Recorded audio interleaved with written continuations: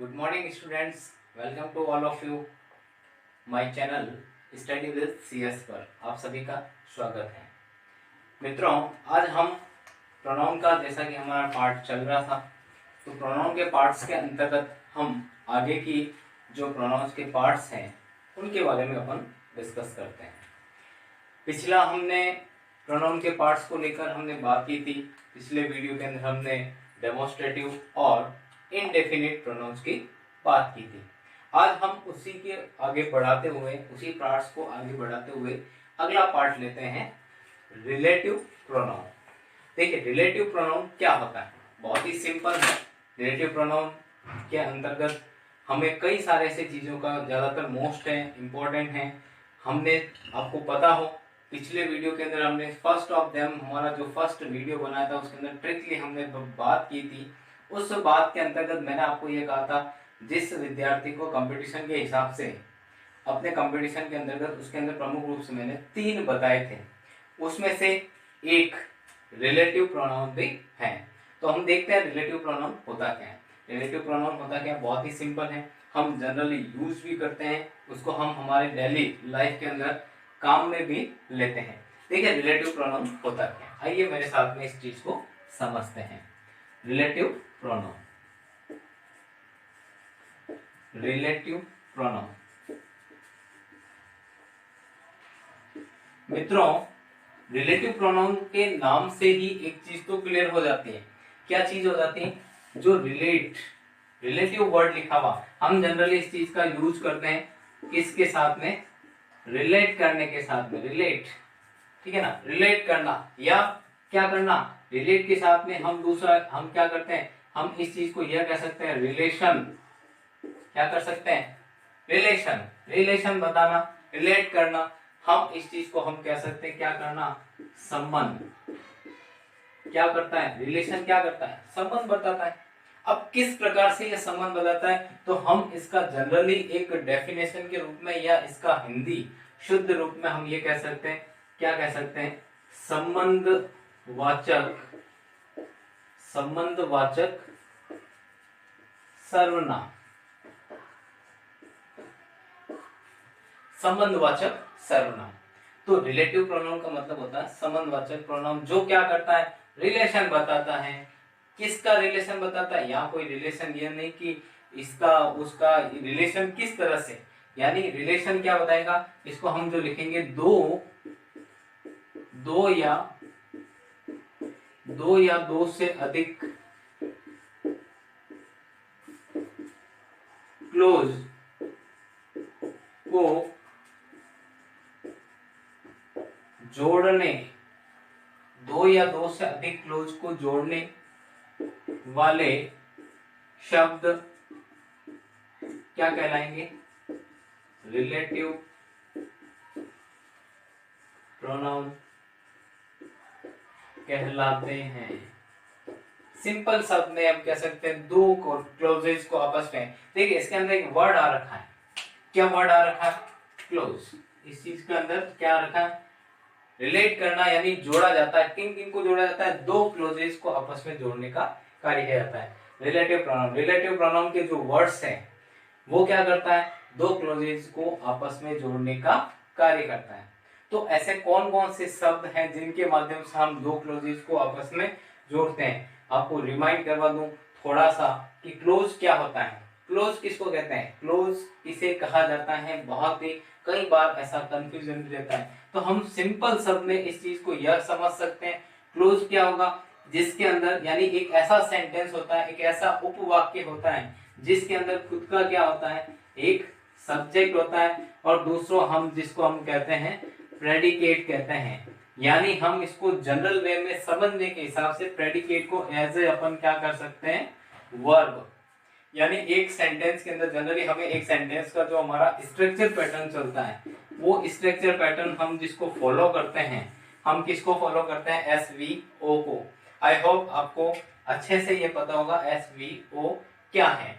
S का मतलब subject, V का मतलब वर्ब एंड O का मतलब हो गया object.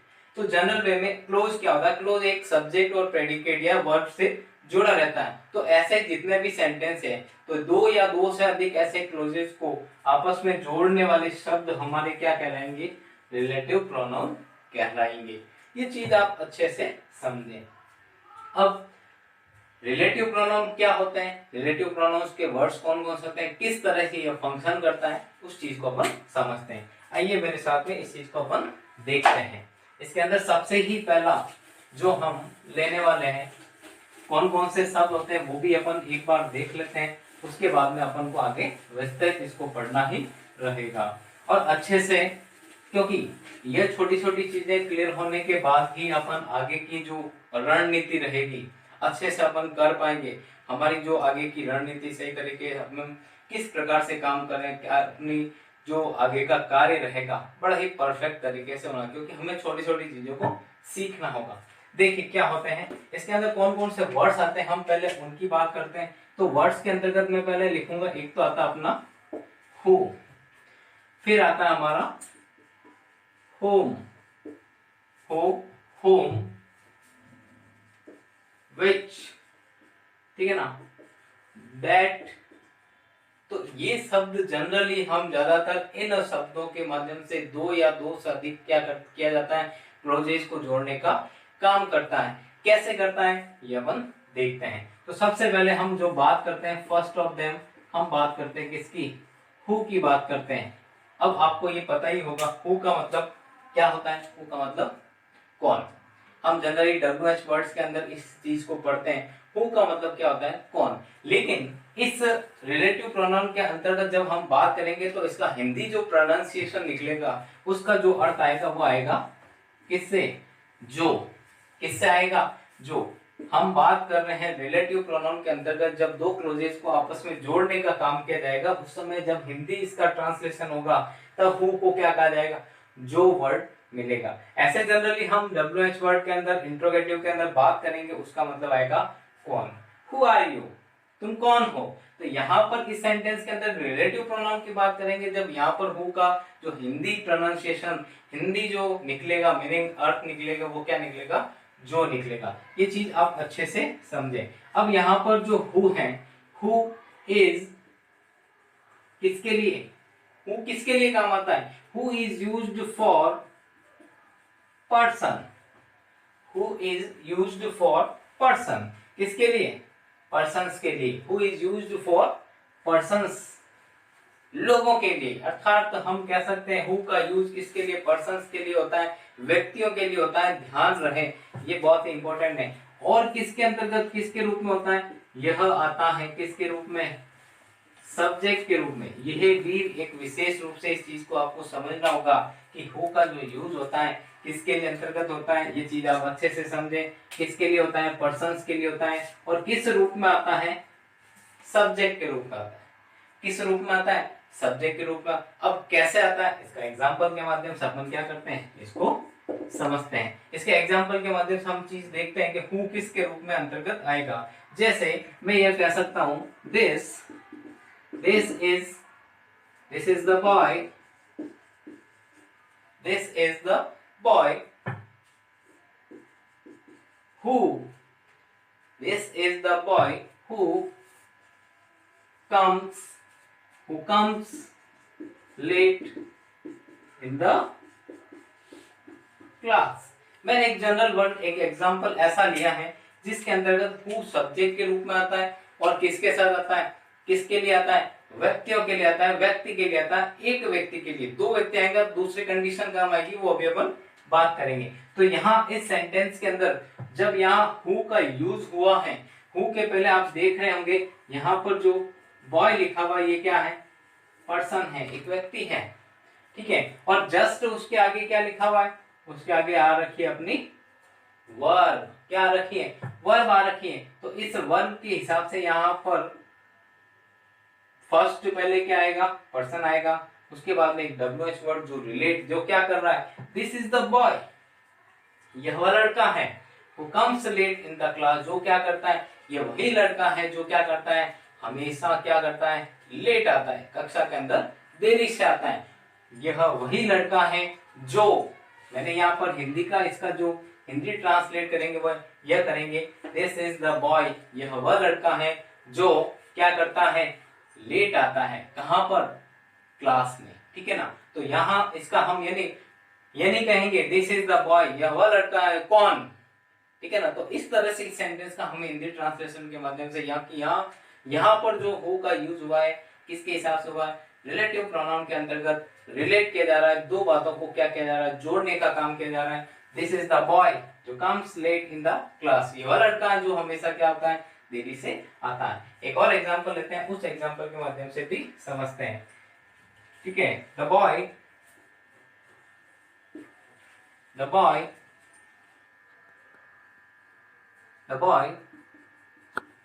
who helped me yesterday।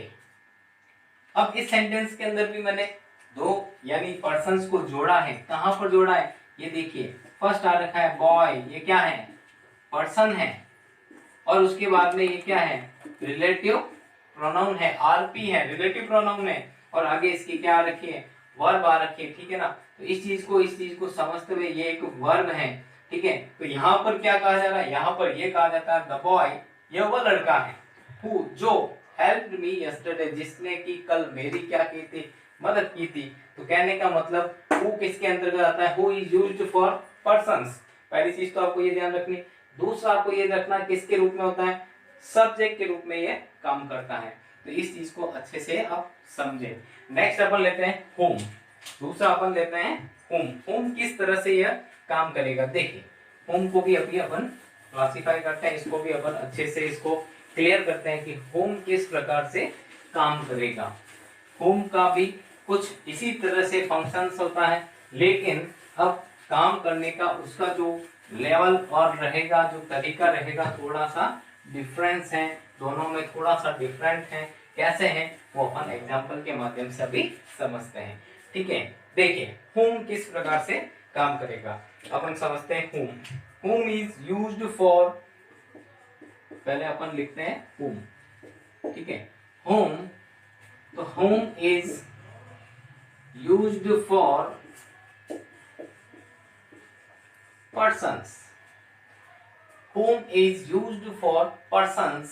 अब किसके रूप में यह काम करता है, यह काम करता है किसके रूप में, ऑब्जेक्ट के रूप में। ये चीज अच्छे से आप समझें, क्योंकि यहाँ पर जो हमने बात की थी, ये बात अच्छे से हमें क्या आएगी, आपको समझ में आ जानी चाहिए। क्योंकि यहाँ पर जो चीज दे रखी है, हमने अभी जस्ट अभी पढ़ा था हु का यूज। हु के यूज में भी हम क्या करते हैं, पर्सन्स को रिलेट करते हैं, पर्सन्स को जोड़ने का काम करता है। ये चीज भी ध्यान रहे। और इसका जो मतलब होता है हिंदी में, यहाँ पर हम इसके कहेंगे जिसे, क्या कहेंगे, जिसे। और यहाँ ये किसके रूप में आता है, ऑब्जेक्ट के रूप में ये क्या करता है, ऑब्जेक्ट के रूप में यह कार्य करता है। विशेष रूप से इस चीज को समझने की आवश्यकता है। अब इसके कुछ एग्जाम्पल के माध्यम से या जनरल हम इस चीज को देखें तो किस प्रकार से यह फंक्शन करेगा। जैसे हम एग्जाम्पल समझते हैं, इसका एग्जाम्पल देखिए कौन सा एग्जाम्पल आएगा। फॉर एग्जाम्पल हम बात करें, दिस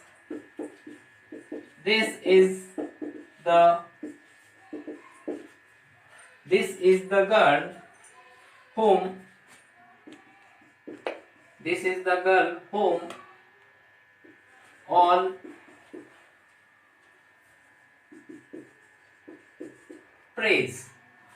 whom all praise, ठीक है ना। अब इस चीज को किस प्रकार से देखें, इधर समझिए, मेरे साथ में आप समझिए, मेरे साथ साथ समझते रहिए किस हिसाब से। यहाँ क्यों नहीं आया, यहाँ पर भी बात वही हो रही। अभी हमने थोड़ी देर पहले हु की बात करी थी, और हु के अंदर भी हमने ये बात की थी, ये किसके अंतर्गत आता है, पर्सन्स के अंतर्गत आता है। होम भी किसके अंतर्गत आता है, होम भी पर्सन्स के अंतर्गत आता है। लेकिन दोनों में डिफरेंस क्या है, हु का यूज आता है सब्जेक्ट के रूप में, और होम का यूज होता है ऑब्जेक्ट के रूप में। अब इस एग्जांपल के माध्यम से समझते हैं कि इस एग्जांपल में हुआ क्या। दिस इज द गर्ल, ये वह लड़की है, whom all praise, जिसे, ठीक है ना, जिसने क्या की, जिसकी की सभी के द्वारा क्या की गई, प्रशंसा की गई। तो यहाँ पर जो, अब हम थोड़ी देर के लिए यह समझें, मान लो यहाँ पर अपन किसका यूज करें थोड़ी देर के लिए, राइट। एक्चुअली राइट तो है वो यही है, लेकिन आप अगर मान लो थोड़ी देर के लिए यह रखें कि यहाँ पर हु क्यों नहीं आया, हु आना चाहिए। यहाँ पर भी तो ये इससे इसके पहले भी क्या दे रखा है, पर्सन दे रखा है, हु आना चाहिए था। हुम क्यों लगाया, मैं तो सर हु लगाऊंगा, हुम नहीं लगाऊंगा। तो उसके पीछे कारण यह है, उसका कारण यह है, यहाँ पर आपकी बात बिल्कुल सही है, यहाँ पर क्या दे रखा है, पर्सन दे रखा है। और जबकि हु और हुम दोनों ही किसके लिए आते हैं, पर्सन्स के लिए आते हैं। लेकिन दोनों में डिफरेंस क्या है, जब हम हु का यूज करेंगे, हु का जब यूज आएगा तो हु के यूज के तुरंत बाद, उसके बाद हमने क्या लिखी थी, जरा देखिएगा एक बार। वहां पर हमने क्या लिखा था, वर्ब को लेके आए थे। हम क्या लेके आए थे, वर्ब को लेके आए थे। जबकि यहाँ पर इसके तुरंत बाद जो है ऑल प्रेज ये वर्ड आ रहा है, इसलिए यहाँ पर हु का यूज नहीं होगा मित्रों। यहाँ पर किसका यूज होगा, हुम का ही प्रयोग होगा। ये चीज अच्छे से समझे। एक और एग्जांपल लेते हैं, एक और एग्जांपल से आप समझिए। देखिए एग्जांपल देखिए, आई मेट रौनक, आई मेट रौनक, सीधा सा simple example, I met Raunak whom you invited, I met Raunak whom you invited। अब इस सेंटेंस के अंदर भी सेम पोजीशन वो की वही रही, क्या रही, इस पोजीशन को भी आप समझिए, क्योंकि यहाँ क्या रखा है, रौनक, रौनक आ रखा है और रौनक आ रखा है पर्सन से। अब यहाँ पर हम देखें क्या रखा है, यू आ रखा है। तो सर ये चीज अच्छे से क्लियर, हम यहाँ पर होम का यूज किसके लिए लेते हैं, पर्सन्स के लिए लेते हैं। एक तरफ हम ये कह सकते हैं, इसका शॉर्ट ट्रिकली हम ये कह सकते हैं, पर्सन खाली जगह आगे क्या होगा, फिर से पर्सन होगा, तब आपको किसका यूज करना है, होम का यूज करना है। और क्या करना, देखिए पर्सन खाली जगह और यहाँ पर आ जाए वर्ब, तब आपको किसका यूज करना है, हु का यूज करना। इस तरह से भी आप समझ सकते हैं। जितने हमने पिछले एग्जांपल किए उसमें ये कि ये आपकी क्या रखी है, ट्रिक को हमने काम में लिया है। अगर एक तरफ इधर भी पर्सन पर्सन पर्सन, तो दोनों के बीच में क्या आएगा, हुम आएगा। पर्सन और एक तरफ आगे क्या दे रखी है, वर्ब दे रखी है, तो किसका यूज होगा, हु का यूज होगा। आई होप अच्छे से आपको ये चीज क्लियर होगी। नेक्स्ट लेते हैं अगला अपना रिलेटिव प्रोनाउन। कौन सा रिलेटिव प्रोनाउन आता है, देखिए उसकी बात करते हैं। विच किसकी यूज करते हैं, विच का प्रयोग। अब विच का प्रयोग कैसे होगा, किस प्रकार काम करेगा, ये भी अपन अच्छे से समझते हैं। ठीक है, तो जनरली आपको ये चीजें छोटी छोटी चीजें हैं, अच्छे से इस चीज को आपको समझना होगा, क्योंकि कोई चीज ऐसे चीज नहीं है जो हम नहीं कर सकते। हमेशा हम अपने दिमाग के अंदर हम ऐसी चीजें सोचें, सकारात्मक विचार रखें, भी पॉजिटिव, अच्छे से पॉजिटिव थिंक रखें, तो कोई ना कोई ऐसा नहीं है कि हम यह कार्य नहीं कर सकते। डेफिनेटली आप और बेहतर तरीके से उस चीज को कर सकते हैं। Let me see the next relative pronoun. बात करते हैं हम अगले रिलेटिव प्रोनाउन की, किसकी, विच की। किसकी बात करते हैं, विच की। अब विच का हिंदी जो जनरली यूज होता है वो आता है जो। विच का किसका यूज होता है, जो के अर्थ में होता है। अब इसको हम कहेंगे विच, which is used for non human being, which is used for non human being। अब देखिए यहाँ पर non human being का मतलब थोड़ा सा समझना है। non human being यानी मनुष्य के लिए नहीं, इस चीज को अच्छे से, non human being का मतलब ये हुआ कि यहाँ पर जो क्या नहीं है, जो क्या नहीं है, जो इंसान नहीं है। मैंने यहाँ पर वर्ड लिखा है, ध्यान रहे, इंसान, जो क्या नहीं, इंसान नहीं, यानी क्या हो सकता है, यानी वह हो सकता है, क्या हो सकता है, जानवर हो सकता है। क्या हो सकता है, जानवर हो सकता है, एनिमल हो सकता है, और क्या हो सकता है, कुछ ऐसी, अर्थात जानवर हो सकता है, चीजें हो सकती है, वस्तुएं जिनको अपन कहते हैं वस्तुएं हो सकती है, ठीक है ना, आदि ऐसी चीजों, उनके साथ में हम किसका यूज करेंगे, उनके साथ में हम विच का यूज करेंगे। मैंने यहाँ लिखा नॉन ह्यूमन बीइंग यानी मनुष्य नहीं, इंसान नहीं, लेकिन उसकी जगह एनिमल्स हो सकते हैं, थिंग्स हो सकती है, चीजें हो सकती है। नॉन ह्यूमन यानी निर्जीव। हम ये चीज एक और अगर लाइन में स्पष्ट करें तो हम ये कह सकते हैं अन्य प्राणियों अन्य प्राणियों और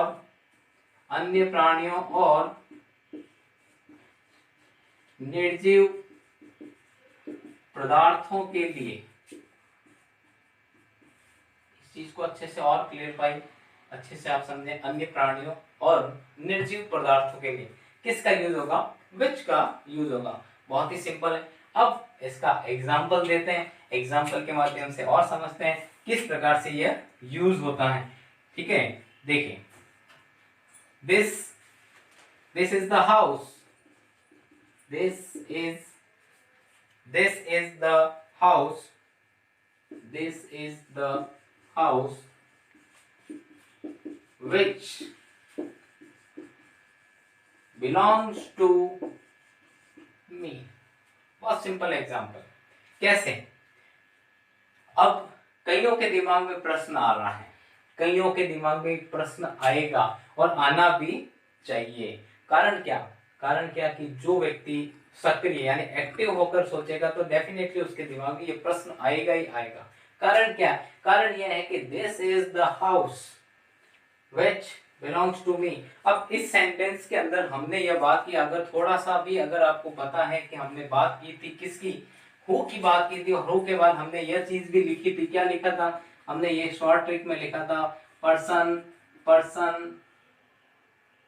ठीक है, पर्सन आता है जब दोनों तरफ पर्सन रहते हैं तो हम किसका यूज करेंगे, उनका करेंगे।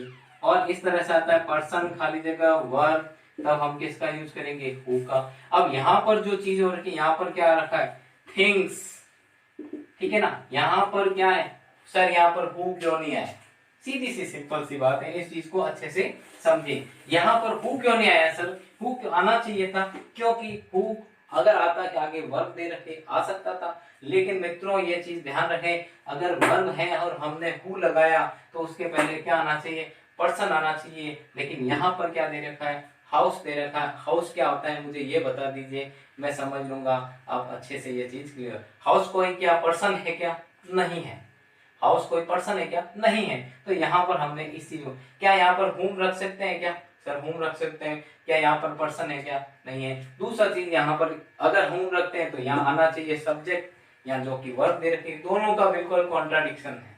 तो ये चीज होने के साथ हम किसका यूज कर रहे हैं, यहाँ पर हम जो यूज कर रहे हैं किसका कर रहे हैं, विच का यूज कर रहे हैं। अच्छे से चीज को समझे। एक और एग्जाम्पल लेते हैं, उस एग्जाम्पल से भी आपको अच्छे से क्लियर हो जाएगा। ठीक है, I have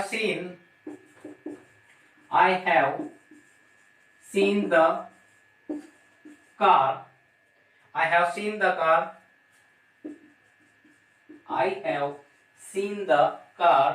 which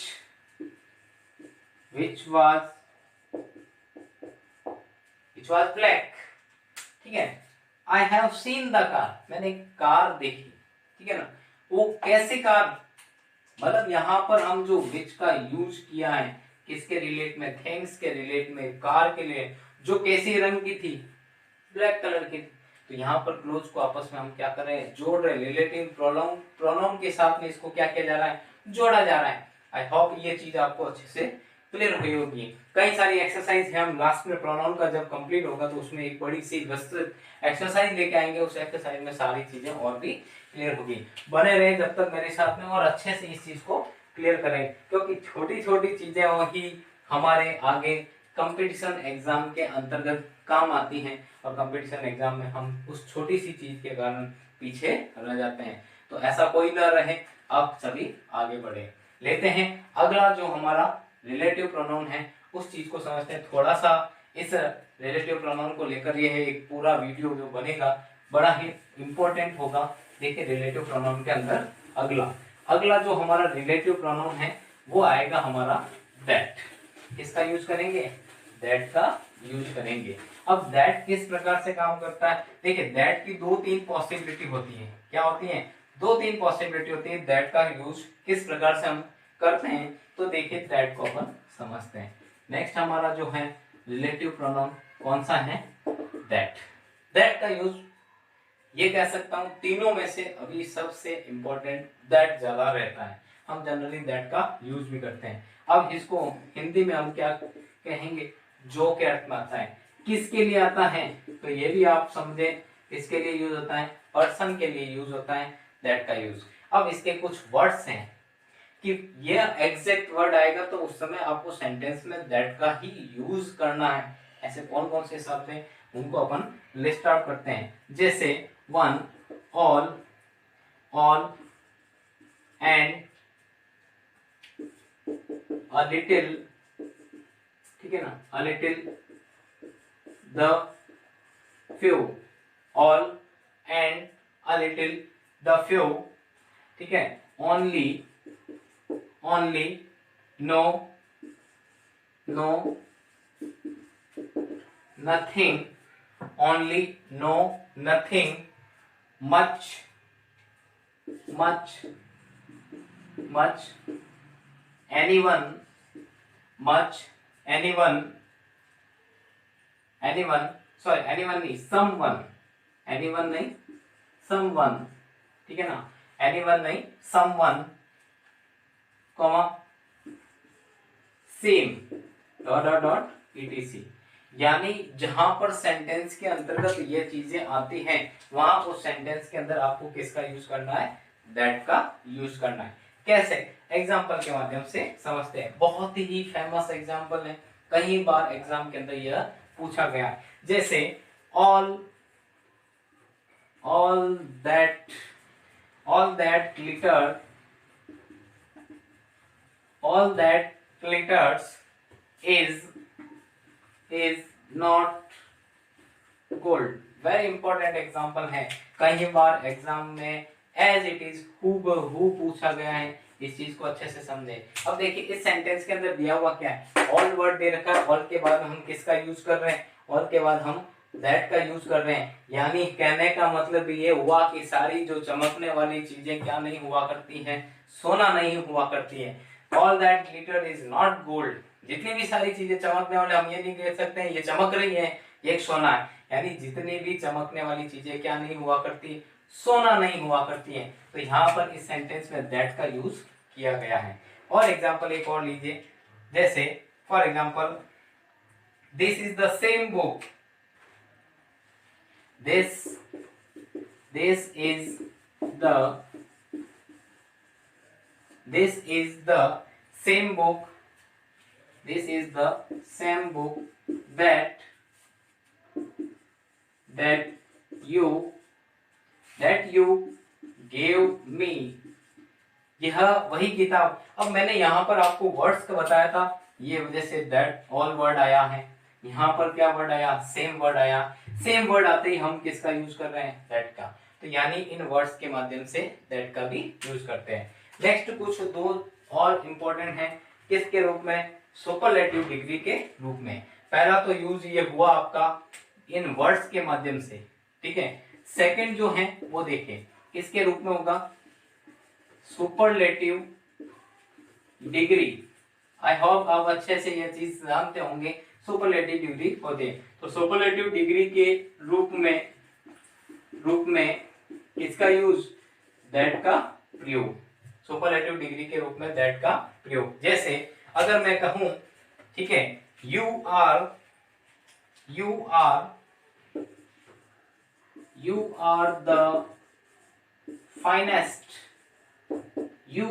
the finest man that I know. You are the finest man, यहां पर क्या हुआ, यहां पर आपको ये चीज ध्यान रखनी है, यहां पर जो फाइनेस्ट, ठीक है ना, फाइनेस्ट का जो यूज हुआ, द फाइनेस्ट, यहाँ पर ये क्या है, सुपरलेटिव डिग्री है। और इस वजह से हम यहाँ पर किसका यूज कर रहे हैं, दैट रिलेटिव प्रोनाउन का यूज कर रहे हैं। दूसरा एक और एग्जांपल देखिए, the tallest building, the tallest building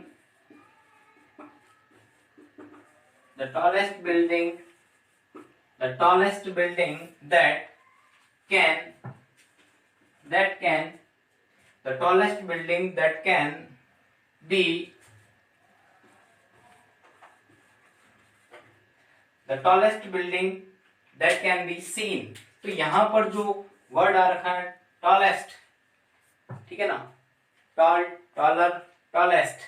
तो यहाँ पर टॉलेस्ट जो है सुपरलेटिव डिग्री है, और सुपरलेटिव डिग्री देखते ही हमें कौन से रिलेटिव प्रोनाउन का यूज करना है, दैट रिलेटिव प्रोनाउन का यूज करना है। एक और चीज इसमें थर्ड जो बची है वो देखिए किसके साथ में, after the interrogative, after the interrogative pronounce. Interrogative pronounce के बाद भी किसका यूज होता है, इंट्रोगेटिव प्रोनाउंस के बाद भी किसका, दैट रिलेटिव प्रोनाउन का यूज होता है। देखिए समझते हैं उसको अच्छे से, बहुत ही एक एग्जांपल अच्छे से तुरंत प्रभाव से उस चीज को समझते हैं। तीसरा जो यूज आएगा इसका दैट का वो क्या आएगा, after, after the interrogative, interrogative pronoun, after the interrogative pronounce.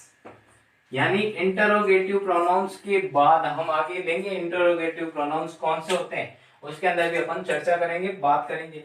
उसके अंतर्गत हम जितने भी वर्ड्स है WH वर्ड, हु, हुम, विच, वेयर वगैरह, ये सारे हुज वगैरह, ये सारे शब्द इसके अंतर्गत आने वाले हैं। एक एग्जांपल के माध्यम से अपन इस चीज को समझते हैं। जैसे who is, who is there, who is there, who is there, that, that is making a noise और question mark. Who is there, कौन है वहां पर, that is making noise, जो क्या कर रहा है। हम अभी इसका वर्ड मैंने आपको बताया था क्या होता है, जो वहां पर क्या कर रहा है, शोर बजा, कौन है वहां पर, वही आवाज कर रहा है। हम ऐसे जैसे शब्दों का प्रयोग करते हैं। दूसरा देखें, what is it, what is it that has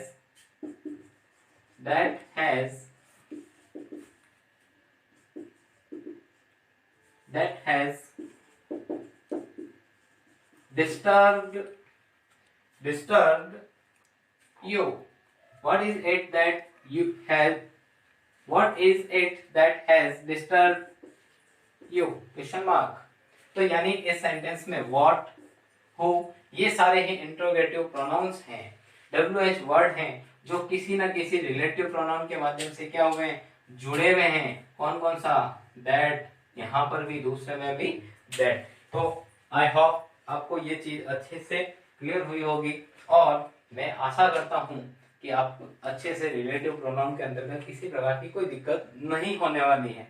हम आगे इसकी फुल जितनी प्रैक्टिस एक्सरसाइज है वो अगले एक वीडियो के अंतर्गत मैं कई सारे ऐसे एग्जांपल्स के माध्यम से पूरा ही प्रोनाउन का जो है वो जल्द ही लेके आऊंगा। जैसे ही हमारा प्रोनाउन का टॉपिक कंप्लीट होगा उसके बाद हम इसके बारे में डिस्कशन, उसके कई सारे एग्जांपल्स लेकर बात करने वाले हैं। तो मिलते हैं अगले वीडियो में फिर से, तब तक बने रहें मेरे साथ में, और ज़्यादा से ज़्यादा इस चीज़ को आप समझें, पढ़ें, और मुझे अपने किसी प्रकार की प्रॉब्लम को कमेंट बॉक्स में डेफिनेटली दें। और अपना जो है कमेंट बॉक्स के अंतर्गत आप जब जो भी प्रश्न डालते हैं उसका तुरंत मैं जहां तक हो सके, हमारी जो टेक्निकल टीम है जो मेरे साथ में काम कर रही है, हम बड़े ही जोश के साथ में, बड़े ही उत्साह के साथ में इस चीज को लिए हुए हैं, बने हुए हैं, ताकि आपका एक सुझाव हमारे माध्यम से उस चीज को जल्दी ही हम प्रॉब्लम को सॉर्ट आउट करें।